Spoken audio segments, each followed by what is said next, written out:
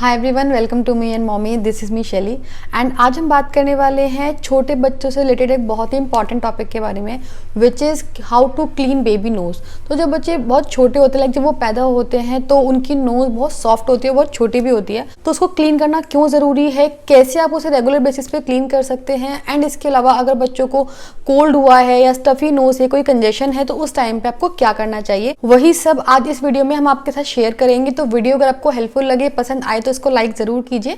इसके अलावा चैनल को सब्सक्राइब करना मत भूलिए। सब्सक्राइब बटन के साइड में एक बेल आइकन है, उसको भी जरूर प्रेस कीजिए। तो फटाफट से हम वीडियो स्टार्ट करते हैं। तो सबसे पहले ये समझते हैं कि एक्चुअल में छोटे बच्चों की नाक को क्लीन करना इतना क्यों जरूरी है, जबकि वो तो कहीं बाहर भी नहीं जाते हैं, पूरा टाइम घर में ही रहते हैं। तो देखिए, बच्चे जो होते हैं मेजरली अपनी नाक से ही पूरी ब्रीदिंग करते हैं। तो उस केस में उनका जो ब्रीदिंग पैसेज है वो क्लीन होना बहुत ही इंपॉर्टेंट है, बिकॉज बच्चे मुंह से ब्रीथ नहीं करते हैं। सेकेंड चीज़ ये कि जब बच्चे या कोई भी इवन बड़े लोग भी जब नाक से ब्रीथ करते हैं तो वो जो इन्वायरमेंट में जो डर्ट होती है वो भी हवा के साथ जाती है, जिसे जो हमारी जो नोज़ है वो फिल्टर करके लंग्स तक भेजती है। तो उस केस में क्या होता है, वो जो सारी इन्वायरमेंटल डर्ट या डस्ट होती है वो हमारे जो बेसिकली जो बच्चे के जो नॉस्ट्रल्स होते हैं उनमें उनको ब्लॉक करती है। तो इस वजह से भी आपको डेली बेसिस पे बच्चों की नोज़ की क्लीनिंग और हाइजीन मेंटेन करना बहुत इंपॉर्टेंट है। तो अब हम बात करते हैं कि डेली बेसिस पे या रेगुलर बेसिस पे आप बच्चे की नोज को कैसे क्लीन कर सकते हैं। ये सारे ही पॉइंटर्स एप्लीकेबल हैं, बिल्कुल न्यू बॉर्न से लेके जब तक कि आप बच्चे की नोज को आप अपने हाथों से क्लीन करते हैं तब तक के लिए। जो सबसे इजी और लाइक इफेक्टिव वे है जो कि मैं मेजरली यूज़ करती हूँ दर्श के साथ, वो है कि जब भी आप बच्चे को नहलाएं, स्पेसिफिकली जब आप बच्चे को थोड़े ल्यूक वार्म वाटर से बात करते हैं और जब आप उनके फेस पे पानी डालते हैं तो जो पानी में जो वार्मनेस होती है उससे जो नोज़ की पूरी गंदगी होती है वो मेल्ट हो जाती है। तो उस टाइम पे आप बच्चे की नाक को ऊपर से हल्का हल्का सा क्लीन करते हुए ला सकते हैं। कभी कभी अगर आप ऐसे भी कर सकते हैं कि थोड़ा थोड़ा ऐसे ऐसे करके उसको हिला दें। उससे जो होता है बच्चे की नाक में जो भी डर्ट होती है वो पानी, गर्म पानी की वजह से मेल्ट होकर बहुत आराम से साफ हो जाती है। ये सबसे ईजी तरीका होता है, इससे बच्चे को कोई प्रॉब्लम भी नहीं होती है।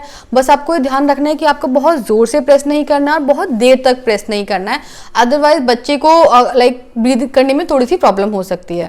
नाउ सेकंड ऑप्शन आता है कि अगर आप बच्चे को बात नहीं करा रहे हैं तो उस केस में आप बच्चे की नोज को डेली कैसे क्लीन करें, या जिस दिन बात नहीं करा रहे हैं उस दिन कैसे क्लीन करें। तो उसके लिए आप कोई भी डैम्प क्लॉथ या कॉटन बॉल या बेसिकली नॉर्मल कॉटन ले सकते हैं। आप उसको गर्म पानी में डिप कीजिए, अच्छे से उसको स्क्वीज कीजिए, उसमें एक वार्मनेस होगी, आप बच्चे की नोज के ऊपर उसको रख दीजिए। उससे भी क्या होगा कि बच्चे की नोज में जो भी गंदगी होगी वो मेल्ट हो जाएगी और आप उसको अगेन ऐसे हल्के हल्के हाथों से क्लीन ऊपर से लेकर नीचे तक उसको क्लीन कर सकते हैं। इससे भी सिमिलर तरीके से बच्चे की नाक बहुत आराम से बहुत इजीली क्लीन हो जाएगी और आप उसी वार्म क्लॉथ से बच्चे की जो नोज की जो सराउंडिंग्स होती हैं उनको भी अच्छे से क्लीन कर सकते हैं। अब हम बात करते हैं उन दिनों की जब आपको लगता है कि बच्चे की नोज में थोड़ा सा कंजेशन है या कोई ब्लॉकेज है या आपको बच्चे की नाक में से कुछ आवाज़ आ रही है।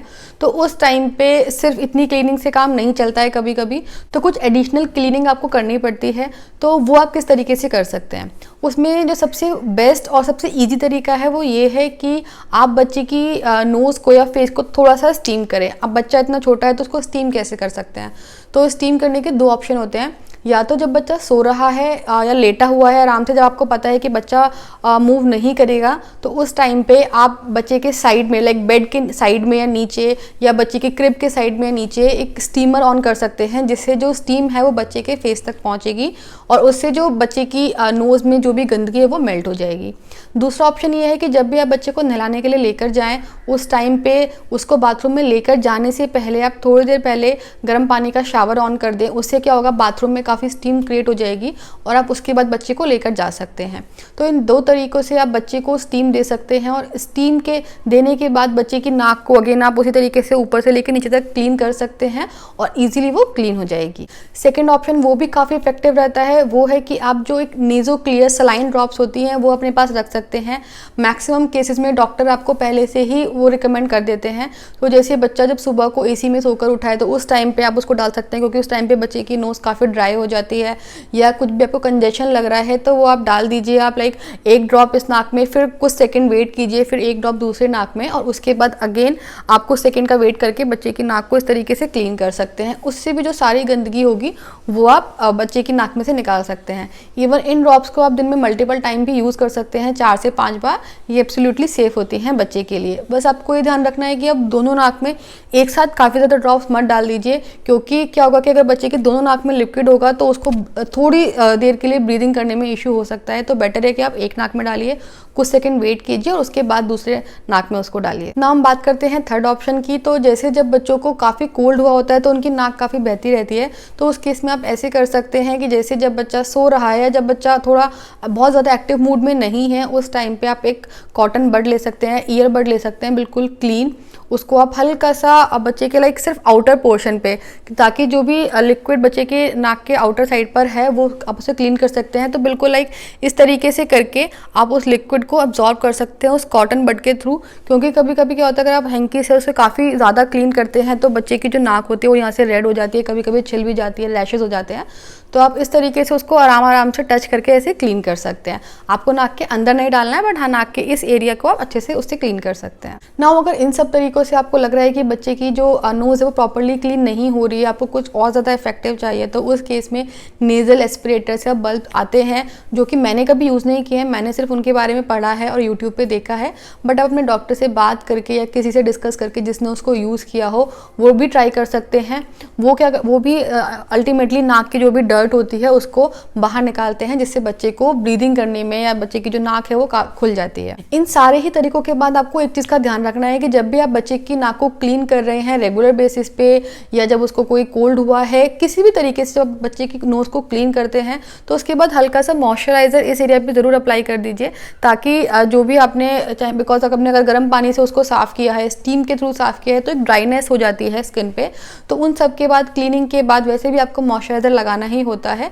अगर आपने पूरा फेस वॉश नहीं किया है तो भी आप बच्चे की जिस एरिया को आपने क्लीन किया है उस एरिया पे बाहर की तरफ, नाक के अंदर नहीं, सिर्फ बाहर की तरफ हल्का सा मॉइस्चराइजर लगा दीजिए, ताकि वो एरिया कुछ भी ड्राई ना हो। नाउ बहुत ही इंपॉर्टेंट चीज़ जो कि अब हम बात करेंगे कि आपको बच्चे की नाक क्लीन करते टाइम क्या क्या चीज़ें नहीं करनी है, बिल्कुल भी नहीं करनी है, क्योंकि ये सारी चीज़ें बच्चे के लिए डेंजरस हो सकती हैं।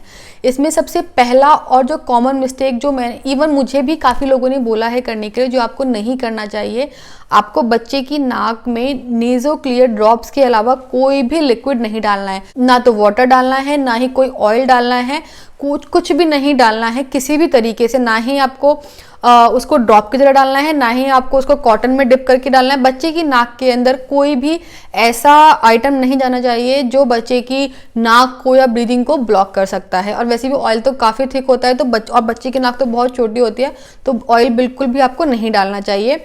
सिर्फ और सिर्फ naso clear is absolutely safe, वही आप सिर्फ डाल सकते हैं, वो भी बहुत सारा एक साथ नहीं, अदरवाइज वो भी बच्चे को चोकिंग कर सकता है। नाउ सेकेंड मिस्टेक जो कि काफ़ी लोग करने का ट्राई करते हैं वो है कि आप बच्चे की नाक को अपनी फिंगर से क्लीन करने का ट्राई मत कीजिए। काफ़ी लोग ऐसा होता है कि अपनी लेके छोटी सी फिंगर को ट्राई करते हैं कि बच्चे की नाक में डाल के उसको क्लीन करें, तो आपको ऐसा नहीं करना चाहिए।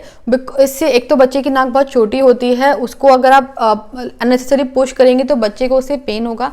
सेकेंड चीज़ ये कि आपके नेल्स अगर थोड़े से भी बड़े हुए हैं तो वो बच्चे को लाइक नोज़ की लाइनिंग को हर्ट कर सकते हैं, उससे ब्लीडिंग हो सकती है, एंड ये अनसेफ प्रैक्टिस है ही। तो जो सेफ तरीके हैं आपको उन्हीं तरीकों से बच्चे की नाक को क्लीन करना है। नाउ थर्ड पॉइंट भी इसी से जुड़ा हुआ है कि आपको बच्चे की नोज़ को क्लीन करने के लिए कोई भी शार्प ऑब्जेक्ट या कोई भी ईयरबड कुछ भी उसके नाक में नहीं डालना है। जैसे कि मैंने बोला है कि आपको अगर ईयरबड से आप क्लीन कर रहे हैं तो सिर्फ आप एक आउटर साइड पे जो भी लिक्विड है उसको एब्जॉर्ब कीजिए उस ईयरबड से, बट बच्चे की नाक में मत डालिए, क्योंकि यू डोंट नो कि आप कितने अंदर तक उसको डाल सकते हैं, और अगर आपने गलती से उसको थोड़ा सा ज़्यादा अंदर डाला तो बच्चे को उससे प्रॉब्लम हो सकती है, उसको हर्ट हो सकता है नाक के अंदर। नाउ लास्ट और जो पॉइंट आई थिंक सबको पता ही होगा वो ये है कि जब भी बच्चे की नोज़ ड्राई हो तब आप उसको क्लीन करने का मत ट्राई कीजिए, क्योंकि जब भी आप इवन अपनी भी अगर आप ड्राई नोज़ क्लीन करने का ट्राई करते हैं तो वो थोड़ा सा पेनफुल होता है, तो अननेसेसरी बच्चे को पेन देने से कोई फ़ायदा नहीं है। तो आप बच्चे की नोज़ को जो सारे तरीके मैंने बताए हैं उन तरीक़ों से ही क्लीन कीजिए, उससे बच्चे की नोज़ भी क्लीन हो जाएगी, बच्चे को कोई पेन भी नहीं होगा और बच्चा भी हैप्पी रहेगा। तो दैट्स इट, छोटा सा वीडियो था बट काफ़ी इंपॉर्टेंट है सारे न्यू पेरेंट्स के लिए, स्पेशली जिनका फर्स्ट बेबी होता है तो उनको ये सारी चीज़ें नहीं पता होती है, मुझे भी नहीं पता थी। तो जो सब चीज़ें मैंने सीखी हैं, आई होप कि ये सारी चीज़ें आपको भी हेल्पफुल हो। एंड अगर आपको वीडियो पसंद आया है, आपको लगता है कि इस वीडियो को देखने के बाद आपको काफ़ी हेल्प मिलेगी अपने बच्चे की नोज़ को क्लीन करने में, तो वीडियो को लाइक ज़रूर कीजिए, इसको शेयर कीजिए ऐसे सारे पेरेंट्स के साथ जिनके लिए हेल्पफुल हो सकता है। एंड चैनल को भी ज़रूर सब्सक्राइब कीजिए। And thank you for watching me and mommy.